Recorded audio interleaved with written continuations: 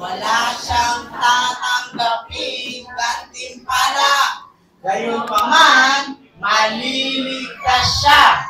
Ngunit, tulad lamang ng isang taong nakaligtas sa sunog na walang naligtas na kagamitan.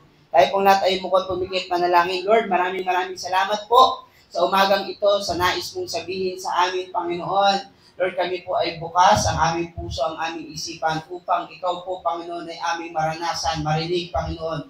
Lord, continue, O God, to move in our midst po, Panginoon. Hinihiling namin ang pagkilos mo na truly apart from you, we are nothing. Samahan mo kami, Ama. We humble ourselves before you, God. Lord, nagpapakumbaba po kami, Panginoon, O God. Nais po namin ng kalakasang nagmumula sa iyo. Nais po namin ng kagalakang nagmumula sa iyo, ang kapayapaang nagmumula sa iyo, maging ang pagtuturo mo sa aming mga buhay. Salamat po. Purihin ka, sambahin ka sa pangalan ni Jesus. Amen. Amen. Palakpakan po natin ang Panginoon. Tayo po natin makakaupo na.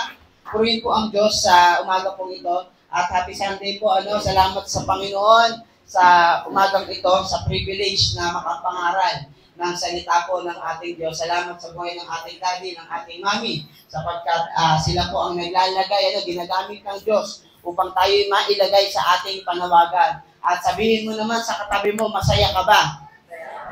Nandito ka. Amen. At alam niyo po, siguro, pansinin natin yung paligid natin, marami tayo nakikitang wala. Tama.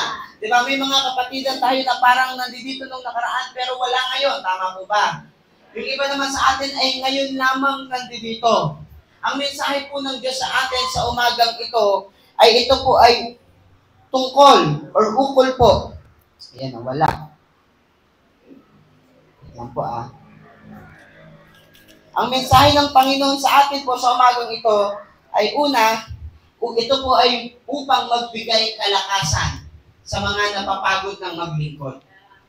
Sa mga nagsasawa na, this will be an encouragement for those people who are weary and tired in serving God.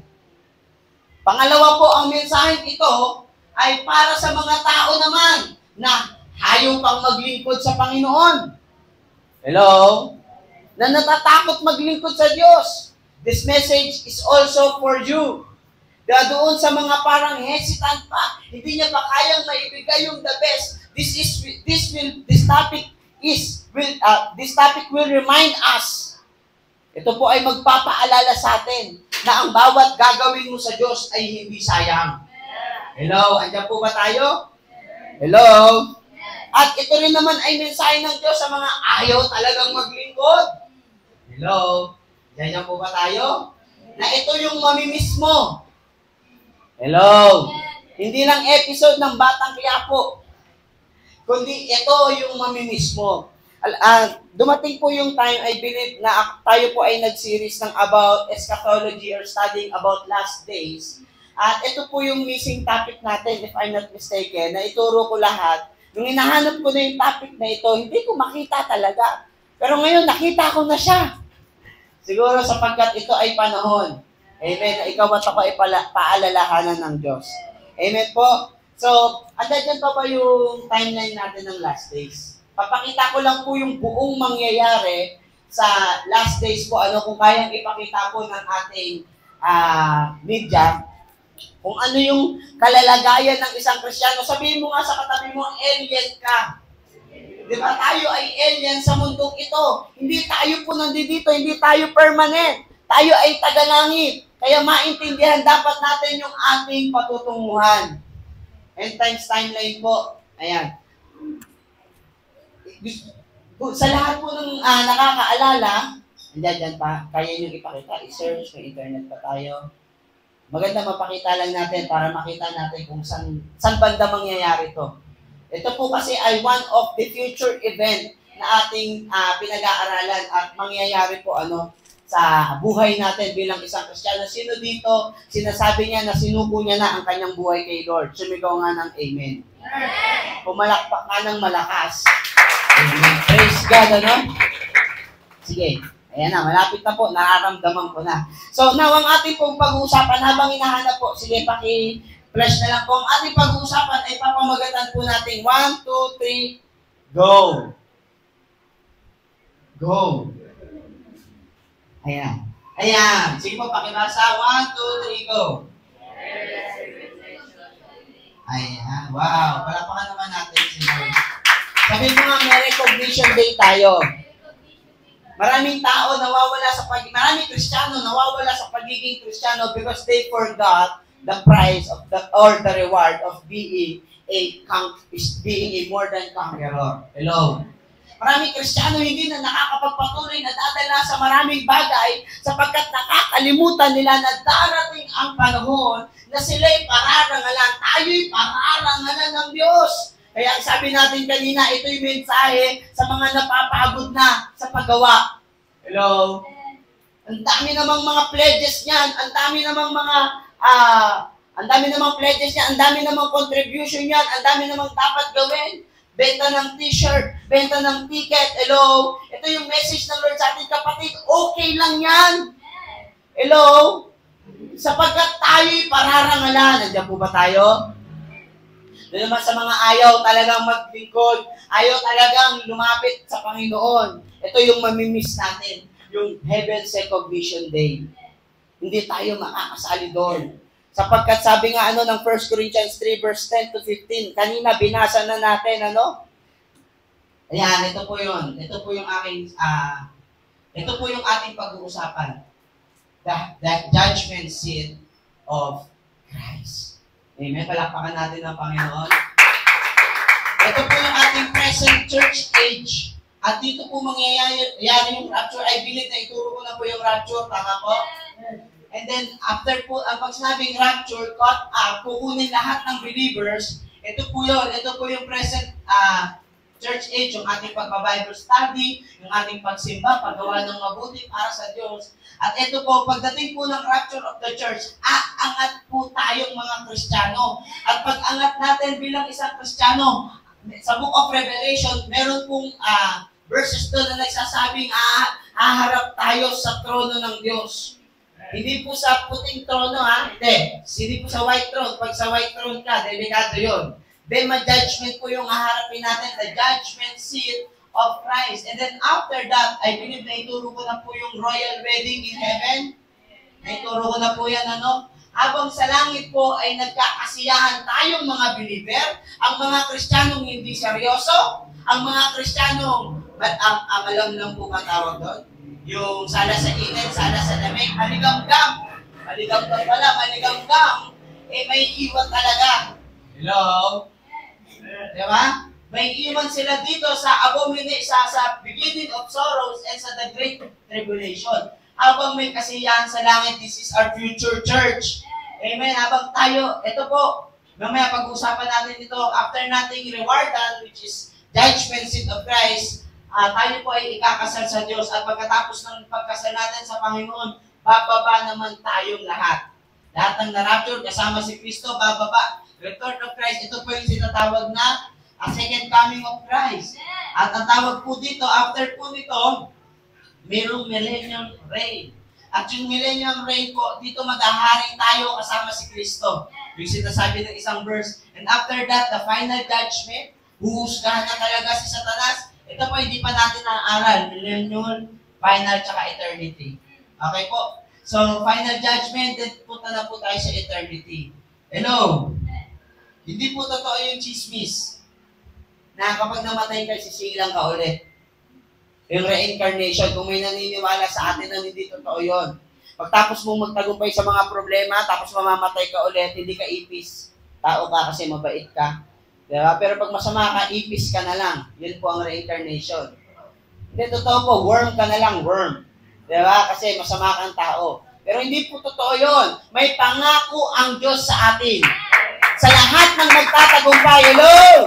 Lataan natin na Panginoon, may pangako ang Diyos sa atin. Pakilabas po yung ating slide. Sabi nga dito sa 1 Corinthians 3 verse 10 to 15. Sige po, nandun yung verse natin sa ating slide.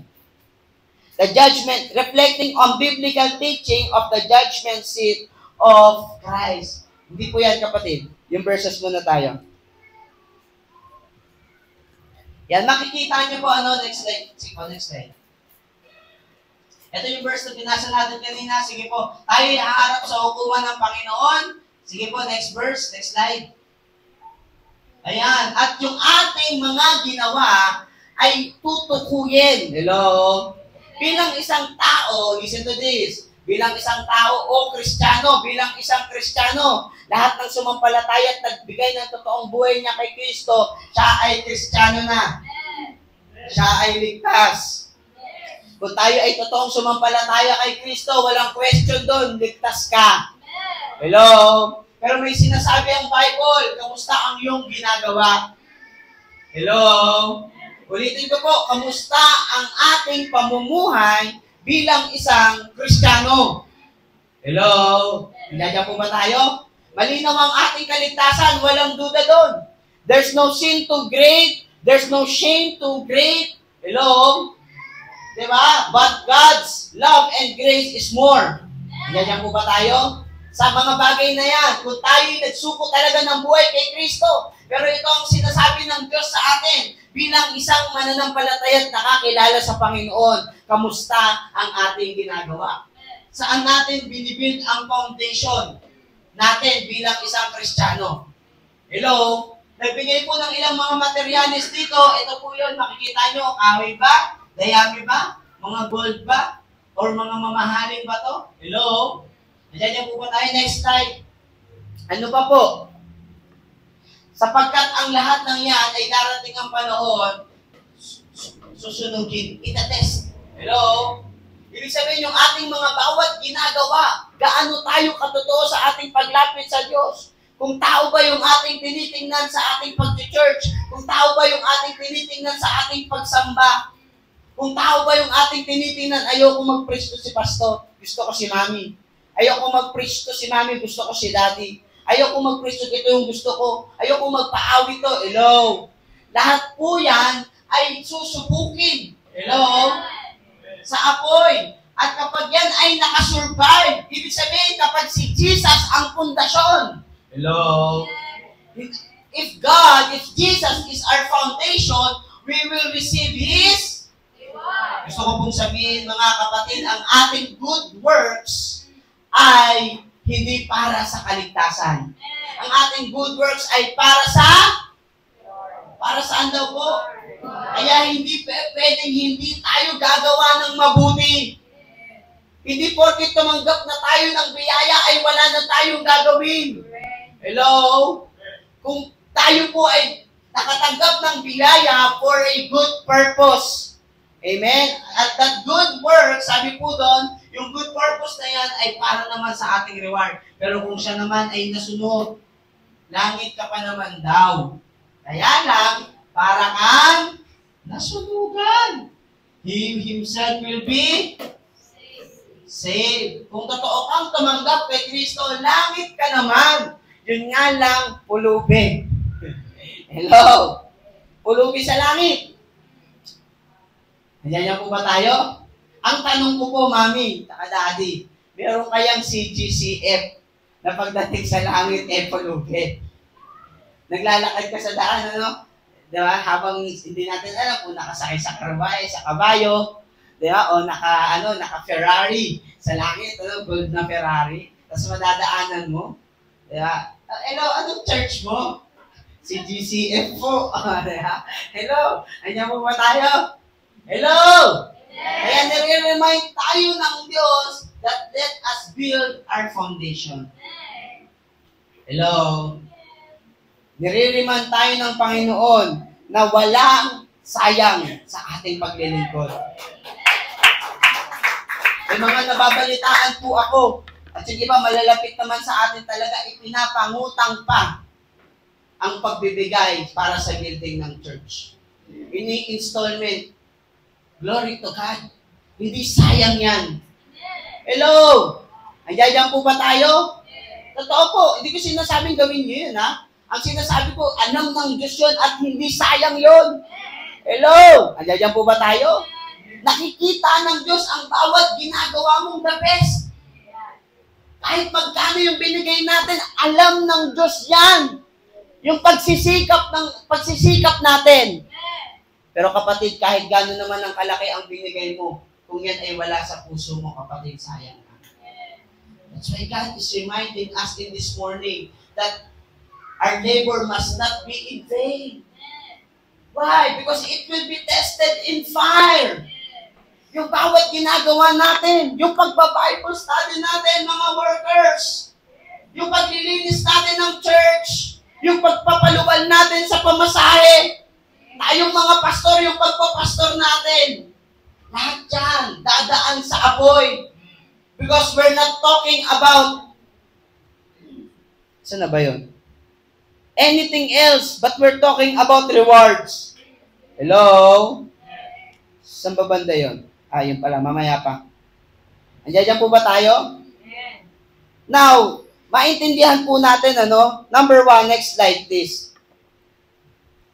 Ito na po yun. Heaven's Recognition Day, the Judgment Seat of Christ. Pakibasa, 1, 2, 3, go. Dito po matutuklasan, magkakabukingan. Hello? Diyan po ba tayo?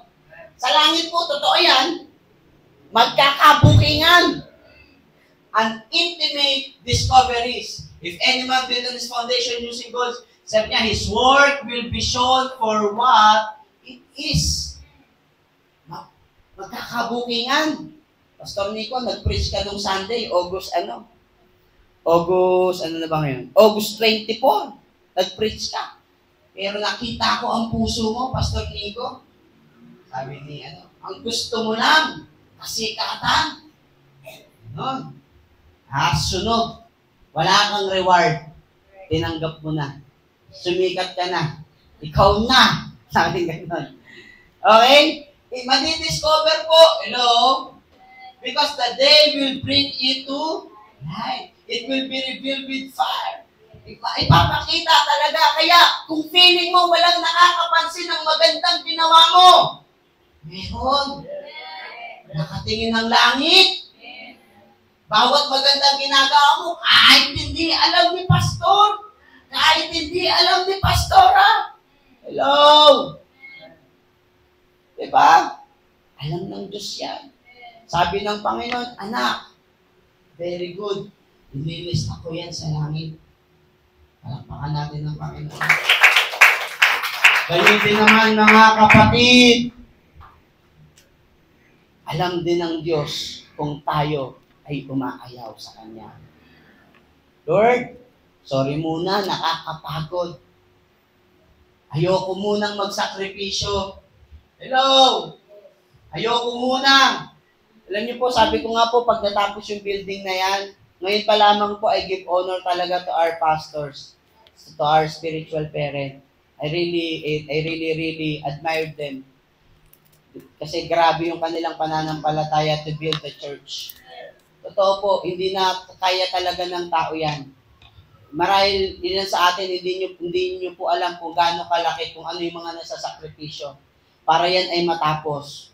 You know, kaya nga po, sabi ko nga po, malalaman nyo rin po yun pagtapos ng church. Kasi talagang ang church na yan, dalawang topic talaga yan. Sabi yan, sacrifice and ayos na naisip ko. Yung church na yan ay punong-puno ng pagsasakripisyo at may isa pa ako naisip, pagmamahal, grabe. Diba? Sakripisyo talaga at pananampalataya, faith and sacrifice. Yan, faith and sacrifice. Kung bakit nagawa yung church natin. Hello? At huwag tayong nawang pumayag na hindi tayo maging kabilang. At sa mga naging kabilang na, huwag ka pang magsawa. Hello? Andiyan po ba tayo? Sapagkat, sabi nga po, ito po yung mangyayari. Merong day of intimate discovery. Hello? Sabi nga po, next slide, our method will be discovered. Sabi ng verse 10. Diba? Ano po ang sabi ng verse 10? Basahin natin, Sabi niya, for by the grace of God has given me, I laid a foundation as an expert builder. Diba yung method niya, how he built, I careful. Sabi niya, I am carefully build the building, sabi ni Paul doon, kumbaga, ito yung aking interpretation, at dahil nag-careful siya mag-build, i-build niya yun kay Jesus. Hello? Kaya nga ito yung sinasabi natin, madidiscover kung paano natin, para ba kay Jesus yung ginagawa natin o para lang sa obligasyon. Kasi kung para sa obligasyon, that is the reason kung bakit ka nananawa. Kaya ako po, glory to God. Si Daddy, walang hintuyan kakagawa. Di ba? Mataas ang sobrang taas ng sugar, sobrang baba ng sugar, gawa pa rin ang gawa. Si Mami naman, hindi matahimik sa school, hanap ng pampagawa. Hello? Di ba? Bakit po yung mga bagay nito? Kung hindi kay Jesus yon, kung responsibilidad lang yon, pwede na lang sabihin na, siguro naman, di na kami masamang pastor. Kung tigilan na muna namin to. Siguro naman, di na kami masamang pastor. Kasi tama na muna. Pero hindi. They are building the church sa pundasyon ni Jesus. Hello? Nililid nila tayo. Hello? Kaya mga kapatid, wag nating hayaang walang makamisinterpret ng ganong klaseng pananampalataya. Hello? Andiyan po ba tayo? Baka yung iba sa atin, natatamad na lang umattend. Dahil alam naman natin na nagpapagawa ng church. Ayoko na munang umattend kasi baka may pledge na naman, i-require naman sa ganito. Hello? Wag po tayong, kumbaga, yun yung pananampalataya na talagang faith and sacrifice. Andiyan po ba tayo? At dapat makita natin na ang pundasyon nito ay si Kristo. Kung bakit natin ito ginagawa. Hello? At gusto ko pong sabihin sa bawat isa sa atin, matatapos po ang pagpapagawa natin ng church. Amen? At pag natapos po yan, tapos na. Tapos na rin yung pagkakataong makapaglingkod tayo sa Diyos sa pamamagitan ng. Ganyan po ba tayo? Hello? Now, gusto po sabihin sa atin ng Panginoon na ito po ay ang judgment seat of Christ po. There are two issues that will not be addressed at the judgment seat of Christ. Tandaan niyo po na sa pag-uusapan po natin na ito, hindi po pag-uusapan dito yung salvation at kasalanan. Kasi ito po ay ukol sa reward. Hello, pagharap natin sa Diyos, hindi usapan dito, nagkasala ka ba? Ligtas ka ba? Hindi po. Ito pong judgment seat of Christ, dapat ligtas ka na. Para sa mga taong ligtas na, tayo po ay ligtas na. At kaya po hindi pag-uusapan yung salvation dito. That's why this message is a message of encouragement. Amen? Palakpakan po natin ng Panginoon. Now, next verse po. Ano po yun? Yung i-discover. Next verse po. Ano po yung method? Ano po yung mga paraan? Ano po yung mahahayag? Sabi niya, to accomplish this ministry, the Lord has given each of us certain things He has given us. Tandaan natin mga kapatid, may mga bagay na pinagkatiwala ang Diyos sa atin. Hello? Ulitin ko po, may mga bagay na pinagkatiwala ang Diyos sa atin. At lahat yan, ipagsusulit natin sa Panginoon. Sabi number 1, 24 hours every day. Kakanta na ba tayo? Kamusta ka? Ikaw ba? Wala pinag-iba. Hello! Yung faith mo ba, yung ginagawa mo ba dati nung hindi ka pa nakakakilala kay Kristo, ay ganun ka pa rin? Dapat iba na ang kinakanta natin. Dapat, binabago niya ako araw-araw. Binabago niya ako araw-araw. Ano yan? Noon, ngayon, magpakailanman, ang pag-ibig niya, laging tapat. Nakakanta ni Pastor Lester pala yan. Hello? Di ba? Hello? Ayan po ba tayo? Pinabago tayo ng Diyos every day of our day. Amen? Meron tayong ginagawang makakapaglingkod natin sa Diyos. Alam mo yung tipong makasalubong mo lang tao dyan, ma-encourage mo, mapalakas mo, katrabaho mo, kaklase mo. Si Jesus na yun eh. Hindi yung wala kang pakialam sa paligid mo na para ba itong wala ka rin Jesus. Hello? Diba? Baka sabihin sa'yo sa langit, anak, may nakasalubong ka, lupay-pay. Kailangan ng prayer mo. Pero hindi mo pinansin. Hello?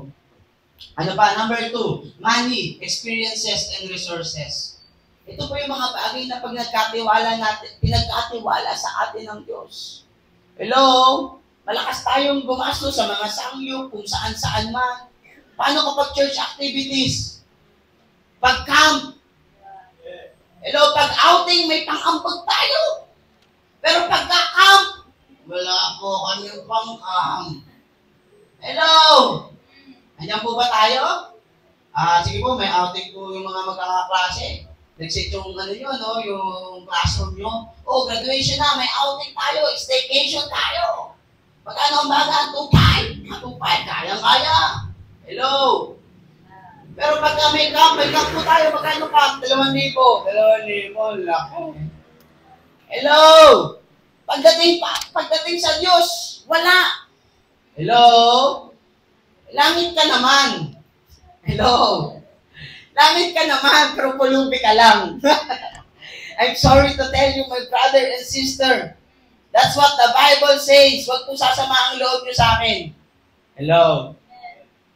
Kasi ang sabi ng Bible, para siyang lalaki o taong nakaligtas na lang sa sunog. Wala siyang meron. Grabe, no? Wala siyang meron. Yung meron, wala. Hello? Wala siyang meron. Kaya, kailangan, anong sabi ng Bible? Grab the opportunity to serve God. Ano mang mga bagay na meron tayo. Experiences. Sino sa atin dito nagagamit yung kanyang patotoo? Ang tagal-tagal mo ng Kristiyano, pag-testimony pa rin. Walang pumupunta sa uni, hindi man lang namin nalaman yung kwento ng buhay mo. Kung paano ka nakakilala, ano ginawa? Pinagaling ka na pala sa stage 10 cancer. Grabe na pala yung ginawa ng Diyos sa'yo. Hindi natin may pahayag. Tapos may mga tao pa lang sa loob ng church, lugmok na lugmok kasi may sakit. May lagnat. Kala niya mamamatay na siya. Hello? Andiyan po ba tayo? Gamitin natin. Church. Hello? Andiyan po ba tayo? Yung mga karanasan, alam niyo po, sumakay po ako sa van, hindi po natuloy yung van, tumaob. Hello? Hindi, totoo po yan. Andiyan po ba tayo? Gamitin natin yung mga patotoo natin para makapaglingkod sa Panginoon. Alam niyo po mga kapatid, ang tao ay merong 700 average abilities, gift and abilities, na pwede niyang gamitin para sa glory ni Lord. Amen? Ayan na. Nagdidilim na. Baka mag-rapture na.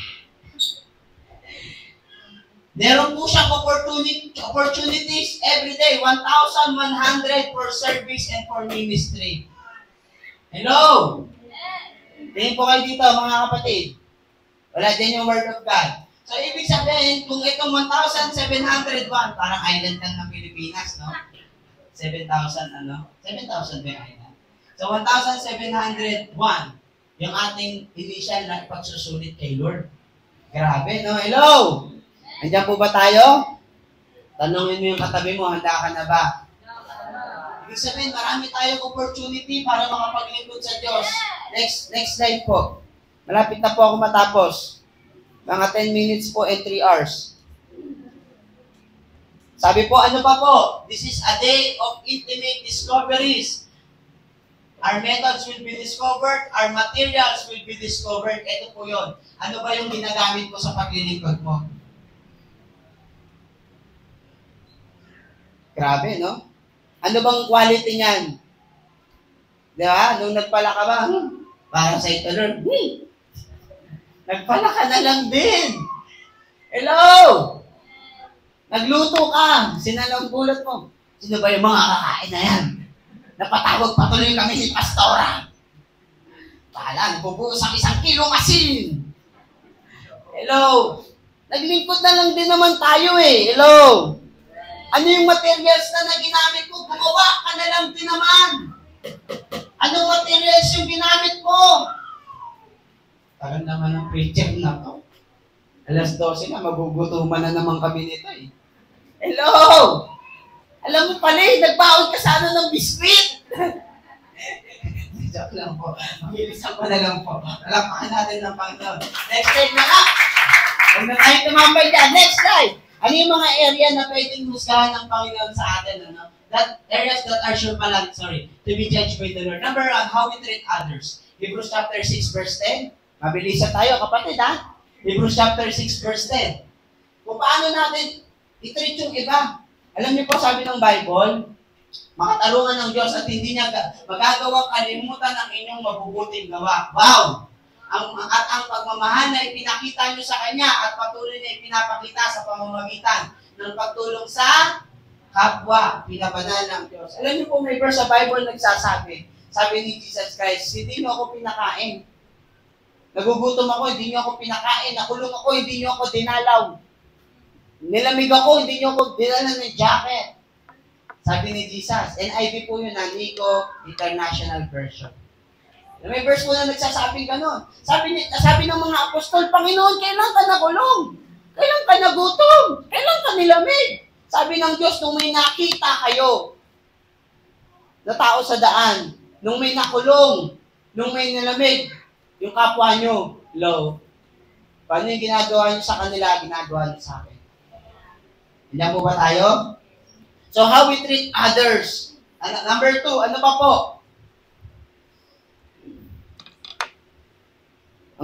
Alam niyo po, ang masakit dyan sa how we treat others.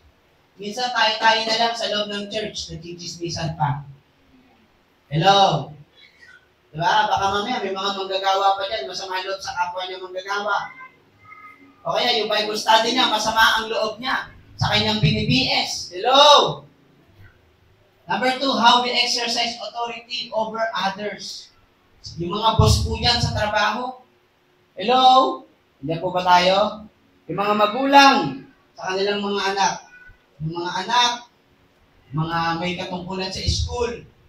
How we use our God-given abilities. Take note nyo na lang po sa bahay. Picture nyo na lang po sa bahay ng basahin. Pero yun po yung mga bagay na huhusgahan po sa atin ng Diyos. Hello? Yung mga bagay na yan. Ano pa po? Number 4. Sige po, pasadahan natin dito. Number 4, how we use our money. 2 Corinthians 9, verse 67. 1 Corinthians 16, and Malakay chapter 3. Ito po about giving yan. Tithes and offering. Hello? Nagiging faithful po ba tayo sa Panginoon? Di ba? Pagdating, you know, the context of Malakay chapter 3, ito po pasadahan natin dito Kasi napakaraming Kristiyano issue sa kanila ang pera. Gusto ko pong sabihin na ang Malakay chapter 3, verse 8 to 10, yan po ay issue ng faithfulness, ng honoring. Pag sinabi pong tithing, honoring po yan. Pag sinabing honoring, ano po yun? Parang sa atin po sa bansa natin, meron tayong tax. Sumasama ba loob mo pag nagbabayad ka sa Jollibee, may nakikita kang 12% VAT? Hello, 12% pa rin ba yun, Sarah? Iba na? At 12 pa rin. Pag bumili ka, may tax yun. Diba? Lahat may tax. Puro tax dito sa Pilipinas. Hello? Tapos binibili lang ng ng bag ng mga politiko. Hello? Andiyan po ba tayo? Pero pagdating kay Lord na nagbigay ng buhay, ng ability, hello?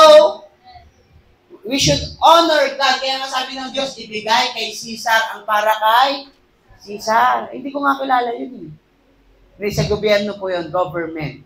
At ibigay ang Diyos para sa, ibig sabihin, give honor to the government, also give honor to God. Hello? Ganyan po ba tayo? Lampakan natin ang Panginoon. Ito pa, how we spend our time. 8 hours kang magpe-Facebook. Tapos 3 hours kang magsisimba. Inip na inip ka pa. Hello? Pag pupunta ka ng dagat, sasabihin mo, vitamin C. Di ba? Pag pupunta ka ng dagat, sasabihin mo, vitamin C. Okay lang, kahit ano yun. Yung mag-my day pa tayo, wala namang ganun dito, kaya kinabenta ko. Di ba? Magmamay day pa tayo, napasakay lang sa jeep, yung jeep papuntang dagat, napasabay lang. Di ba? Hello? Andiyan po ba tayo? Di ba? Pero pagdating sa church, wala pong pamasahe po. 5 years na tayong nag-church. Hindi mo pa rin ma-prioritize si Lord. Tapos, pagdating mo sa langit, feeling mo, tatanggap tayo ng ano. Sorry kapatid, mamaya, may masasaktan pa rin tayo sa langit. May konting kirot ng sakit. Hello? Yan po ba tayo? How we spend our time. Diba? Next, how much we suffer. Ito, matindi ito. How much we suffer for the Lord. Hindi pwedeng walang suffering. Kasi sabi ng Bible, kung paano si Kristo, dapat ganun ka rin. Si Kristo yung nagsakripisyo, take up your cross. Baka yung cross lang yun na bling-bling, ha? Hello? Lord, may cross naman ako. Ito, bling-bling lang. Yung cross. Hindi po yun yung cross, kundi cross of suffering. You will be condemned because of Jesus. You will be condemned because of your church. You will be condemned because of your pastor. Are you prepared to accept those suffering for the Lord? Hello? Tatanggap tayo. Diba? Kung para sa Panginoon, maghihirap ka, handa ka ba? Grabe, mabigat yun.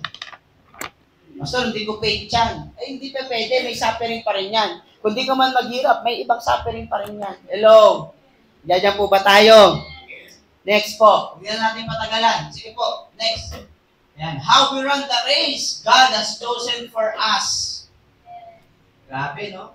Paano ba natin tinakbo? Ang dami pong verses yan. Please, basahin niyo po sa bahay. Sayang yan. Diba? Paano ka tumakbo bilang isang Kristiyano? Diba? Ano? Atras abante ba? Tatakbo. Babalik. Parang nagtsatsa, no? Lord, susunod ako. Wait lang pala. Diba? May makakasalubong kasi. Hello? Diyan po ba tayo? How we run the race. Diba? How effective we control the old nature. It talks about your personal relationship to God. Diba? Magagalitin ka pa rin ba? Mainisin ka pa rin ba? Mayayamutin. Diba? Yan po yun. Masama ang ugali. Magaspang ang ugali. Mapagtungayaw. Sabi ng Bible. Hello? Walang utang ng loob. Ayan po yun. How many souls we witness? Ayan na. Ay, mabigat dyan. Next. Pagawa tayo ng pagawa ng church. Pero di tayo nakakapag-invite. Pastor, alam ko na yung line natin dyan eh. Pastor, wait ka lang. Mainit pa eh. Paglipat natin doon, makikita mo, Pastor. Sasabihin ko naman sa inyo, aabangan ko yan, erap. Malakpakan natin ang Panginoon. Kaya, totoo po, huwag kang pumayag na ikaw lang ang nakaramdam ng love ni Lord. I-share mo yung love ni Lord. Next po, number 10. How we react to the temptation. Ayan. Pag may mga pagsubok pa, paano ka mag-react? Lahat yan ipagsusulit natin. May reward yan. Diba? Sorry Lord, bad trip ako ngayon. A-attend ako ng church, pero wala ako sa mood mag-worship. Hello? Sorry Lord, may toyo ako. Kaya kahit mapudpud ang daliri ng mga Bible study ko, kakachat sa akin, nasaan ka na be? Ano ka na? Bahala kayo sa buhay nyo. Basta may topak ako. Ang tamaan, palayain nawa ng Panginoon. Hello? Diyan po ba tayo? How much we love the rapture. Basahin nga natin to, 2 Timothy chapter 4, verse 8.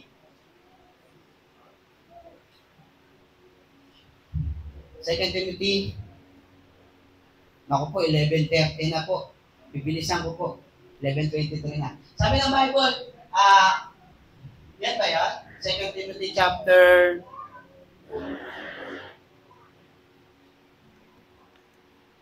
4, verse 8. Chapter 4. Yan. Sabi niyan, at ngayon may inilaan ang Diyos sa akin na korona ng katwiran. Ibibigay ito sa akin ng makatarungang Panginoon sa araw ng paghuhukom niya. At hindi lang ako ang bibigyan, kundi maging ang lahat ng nananabik sa pagbabalik niya. Meron tayong tatanggapin sa Panginoon. Hello? Palakpakan natin ang Panginoon. How much we love the rapture. Number 12. How faithful we are to the Word of God and to the flock of God. Ito, gustong-gusto ko po ito. Because in these last days, usong-uso na po ang betrayal. Hello? Usong-uso po in these last days ang betrayal. Betrayal in the Word of God. Maraming maglilipa ng maling katuruan. Maraming gustong magpasikat para lang sumikat, gagawa ng sarili nilang teachings. Hello? Pero wag tayong aalis sa salita ng Diyos. Hindi sa salita ng tao. Hello? Ako po, ina-encourage ko po kayo. Kahit ako pa nagsasalita, pag wala sa Bible, huwag kayo maniniwala. Hello? Kailangan lagi may salita ng Diyos. Mga kapatid, we need to be faithful in the Word of God. Hello? At hindi lamang sa salita ng Diyos, we need to be faithful to the flock of God.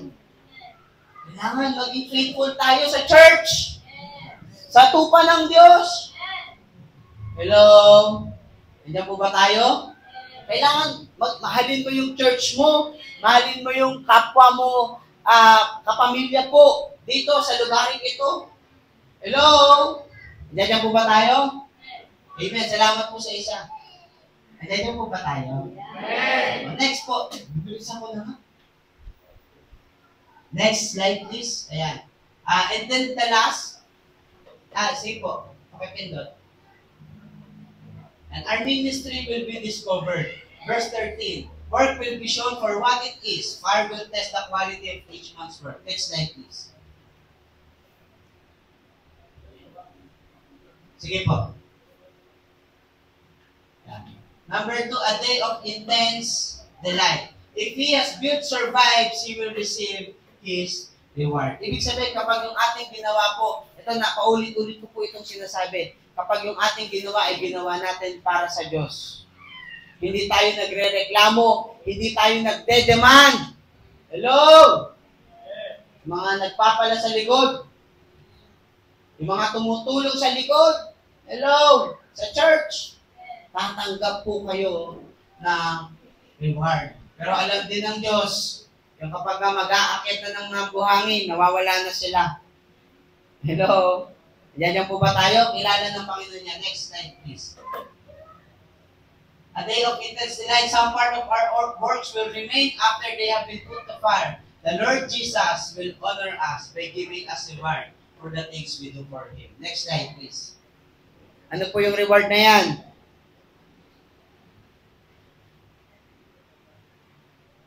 Ayan. Truth about eternal rewards. Alright. A potential is mentioned, a promise is mentioned. Nabanggit na yan, napindot na. Sabi yan, if what has good survives, he will receive his reward. A day of intense delight, a potential is mentioned, a promise is mentioned, and this is the truth about eternal rewards. Ito po yung katotohanan about sa reward na matatanggap natin. Itong eternal reward. Para po ito, ikaw at ako, para mag-build po tayo, malaman natin na ito ay totoo. Praise God. To encourage us when we feel weary and overlooked. Hello? It provides motivation in the service of God's kingdom. Or also to pass others who are discouraged. Mga kapatid, our labor in God will not be in vain. Amen? The promise reward, ito po yung 5 pangako. Basahin natin ito ng mabilis. Paki-ready yung mga verses at malapit na po matapos. Actually, dito na po tayo halos matatapos. Ang number 1 reward natin is the incorruptible. 1 Corinthians chapter 9, the incorruptible crown.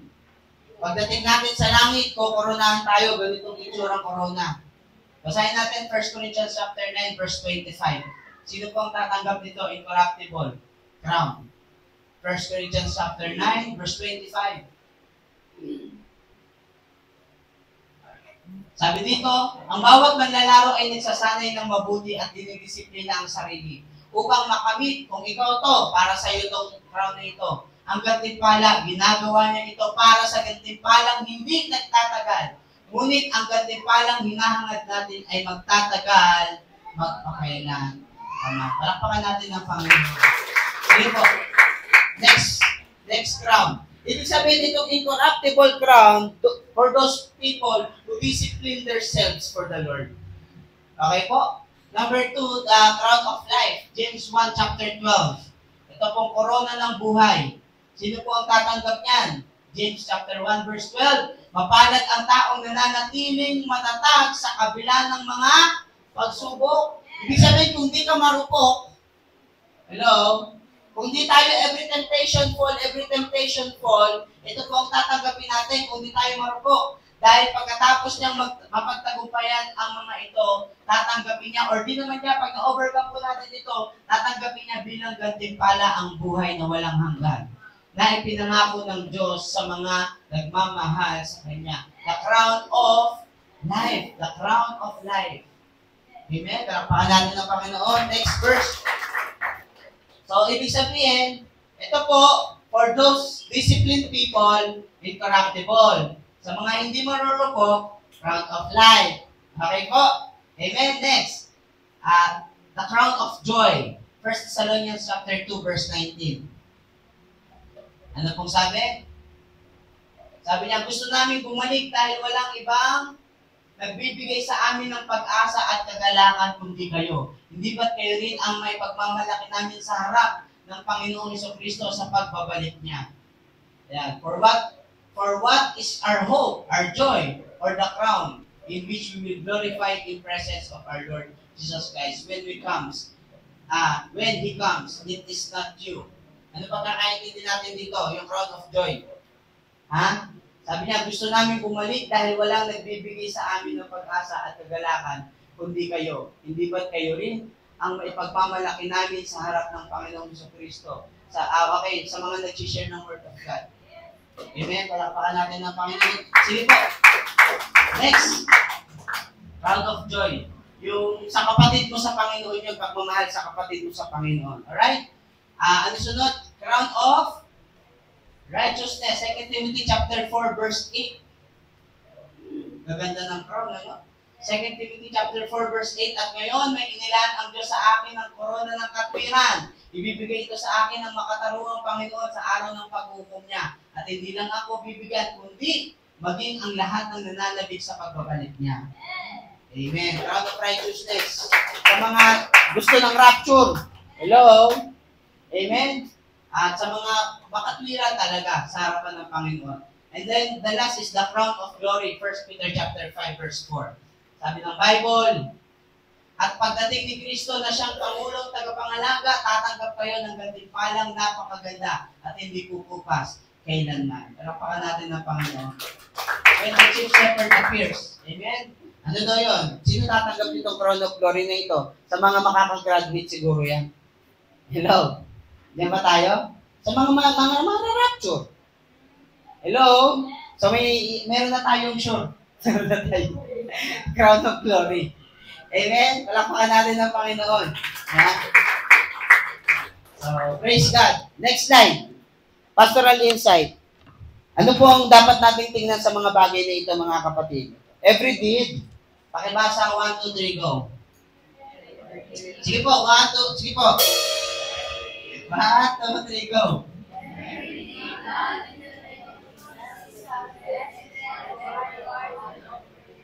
Jesus takes the perfect note and that He will reward you fairly for your sacrifice for Him.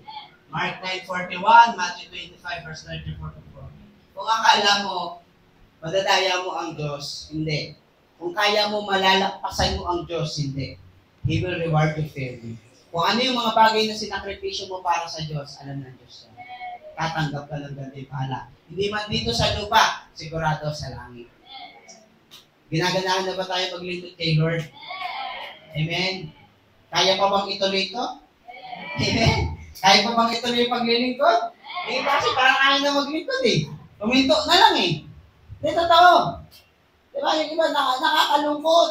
Bigla na lang buminto. Wala namang problemang mapagod. Pero magpalakas ka. Hello? Lalo na malapit na dumating ang Diyos, God will apply the fire of His judgment to our works. And those that were done for Him and for His glory alone will pass the test. And we will be rewarded accordingly. Walang pa natin ang Panginoon. Last. Para naman sa mga sa mga ayaw maglingkod. Mabilis na lang to. Sige po, Number 3. A day of hindi yan. Number 3. Sige po, paki-forward. Ito yung sinasabi ko, paki-ayos. Sorry. Mali yan. Immense disappointment. Number 3, a day of immense disappointment. Mabilis lang to, ha? Pagdating natin sa langit, may ginawa tayo, may nangyari, tapos may mga hindi nakapasa, the pain. May pain tayong mararamdaman. Ano yun? Works will be destroyed before our eyes. So, siyempre, nakita mo, Lord, nagsakripisyo ako, nagpala ako. Nasunog. Kasi masama yung loob. Hello? I-rebuke mo yung sarili mo, in Jesus' name, in Jesus' name. Masayang yung reward ko sa langit. Pag masama loob mo, hello? Kaya kahit gaano ka inaantok ngayon, gumising ka. Lord, lalaban ako. May reward ako. Hello? Diba? Kasi sayang pag nasunog. The prize, the believer will lose the reward he could have. Sayang. Yung prize. Diba? Nakakahiya, no? Pakikita ng lahat, yun yung medyo masakit na konti dun eh. Pero langit ka naman. Nakakahiya lang ng konti. Diba? Kaya, yun eh. Kala ko may reward, wala pala. But of course, the promise, the believer who may see his work will still be saved. Pero huwag kang mag-alala, langit ka pa din. Wala pa rin natin na Panginoon. Okay, now, life-changing applications. Paano natin i-apply lahat ng natutunan natin ngayong araw na ito? Para sulit naman yung pagkalipas natin ng gutom. Amen. Kasi ang pinapakain natin, Espiritu, Rebels recognition, the judgment seat of Christ, a day of intimate discoveries, intense delights, and immense disappointments. Next slide, please. Ito po yung summary. Next slide. Life-changing application. Focus on, pakibasa po, 1, 2, 3, go. Focus on eternal things rather than temporal. Ito dapat din na natin ito, kabisado na dapat natin yan. Do not set yourself on earthly things, set yourself above. Hello? Di ba, hindi lagi mahalaga sa atin kung ano yung nandito sa mundo. Kung gano'n lang prinsipyo natin, hindi, nag-artista na lang sana ako. Pero dyan. Hello? Kaya walang gano'n. Diba, mawawala yung mga bagay sa mundo. Constant bear the load of talagang bear. Sabi mo nga, bear. Bear. Diba? Pero sa langit, wala nang bear. Diba? Bakit? Kasi masaya na tayo ron. Wala ka nang dadalhin doon. Dito, magsawa ka na kaka-ministry. Diba? Kasi pagdating sa langit, mamimiss mo yun. Mamimiss mong mag-Bible study. Mamimiss mong mag-pledge. Kasi wala ka nang ipe-pledge sa langit. Hello? Sa langit, walang bear. Okay po? Mga kapatid? Diba? Kaya dito, mag-bear na tayo ng load of ministry. Amen? Amen. Okay, next. 1, 2, 3, go. Develop personal relationship with God. Pag ito, hindi nyo na-develop, ewan ko lang. Baka hindi kayo umabot. Diba? Number 4 and last, stay on the right track. Do not lose. Ano man kapatid ang pinagdadaanan natin? Huwag tayong mawala ng pag-asa. Nasa tamang daan ka. Wala ka sa dati. Amen. Amen. Hello. Nakikristo tayo. Natawa si sister. Amen. Nandiyan po ba tayo? Diba? At sino ang daan? Si Jesus. Jesus is the way, the truth, and the life. Palakpakan po natin ng Panginoon. Next slide, please. Last slide. Ay, basa po. 1, 2, 3, go. Heavens, recognition. Okay. Kapatid, nakasulat sa langit lahat ng yung ginagawa. Alam ng Diyos, may nakakakita man o wala. Amen? Alam na, nakikita ng Panginoon. It doesn't matter kung sa malaking church, kung gaano katindi, kung sino yung mga tao, basta nakita ng Diyos gumawa ka. Alam ng Diyos. Tayo po lahat ay tumayo. Tatawagan ko po yung magdadagdag.